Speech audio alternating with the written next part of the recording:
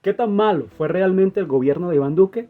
La pregunta puede parecer sesgada e inducida, pero es lo que repitió durante estos 4 años la izquierda y lo que le sirvió de plataforma a Gustavo Petro para ganar la presidencia. Entonces, vamos a ver qué hay de cierto en esto. Pero primero quisiera recordar que unos meses antes de las elecciones conversé con el ex vicepresidente de Colombia, Francisco Santos, y justo eso fue lo primero que le pregunté: ¿cuál es el país que entrega Iván Duque? Y esto fue lo que me respondió. Pues mire, cuando uno mira al gobierno del presidente Duque, le tocó manejar una pandemia, la manejó muy bien. Le tocó manejar unas protestas, las manejó muy mal. Ahora, partiendo de su respuesta, que fue bastante neutral, comencemos viendo cómo le fue con la pandemia. Todo indica que tiene razón. Según el índice Bloomberg, Colombia fue el país que mejor manejó la pandemia en toda Latinoamérica y ocupó además el puesto número 12 en todo el mundo. En cuanto a la vacunación, se aplicaron más de 75 millones de dosis, logrando inmunizar al 80% de la población en menos de un año, contrario a lo que decía Petro, que tardaría más de 6 años. En materia económica, cuando el presidente Iván Duque asumió el poder en agosto de 2018, recibió un país con un PIB creciendo 2,8% con respecto al mismo periodo del año anterior. Hasta el momento, el DANE da cuenta de un crecimiento de 8,5% durante el primer trimestre de 2022 con relación al mismo periodo del año pasado, mostrando una rápida recuperación de la pandemia. Además, la OCDE proyecta que Colombia será el país que mayor crecimiento tendrá en la región para el cierre del año con 6,1%. En estos 4 años el gobierno también presume de los números en cuanto a inversión extranjera directa no energética, que creció 196%. Otro indicador importante y que quizás es uno de los mayores retos del próximo gobierno es la pobreza. Hace 4 años la pobreza monetaria era de 27% y la pobreza extrema de 7,2%.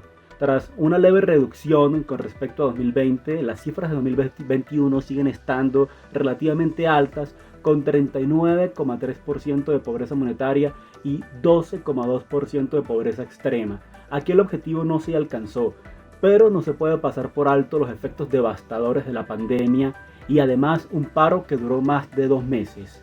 Esas protestas que Francisco Santos dice que Duque manejó muy mal, que detonaron por una reforma tributaria que contemplaba más impuestos para la clase media, lo cual no era una medida precisamente de un gobernante de derecha como se quiso presentar a Duque. Pero tampoco podemos olvidar que quienes se indignaron con una reforma tributaria de 23 billones de pesos, hoy no dicen nada por la reforma de Petro de más de 50 billones. Ahora, las críticas hacia Duque no vinieron solamente de la izquierda. Desde la derecha o la verdadera derecha, Duque fue también muy cuestionado, pero evidentemente no por las mismas razones.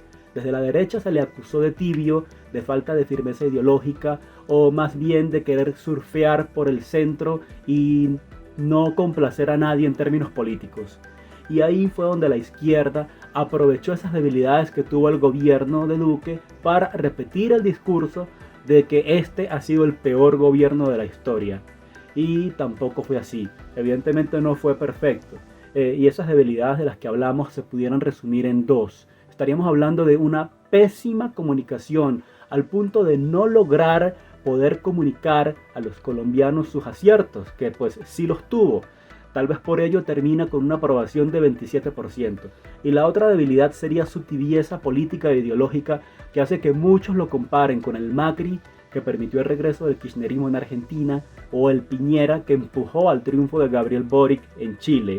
Y sí, las encuestas dicen que los argentinos y los chilenos ya están arrepentidos. Pero parece que la historia se repite y los errores de Duque le abrieron el camino a Petro en Colombia. ¿Se arrepentirán igual de rápido los colombianos? Ya veremos. Quienes hoy se preguntan qué tan malo fue el gobierno de Duque, se estarán preguntando dentro de un año qué tan bueno ha sido el gobierno de Petro.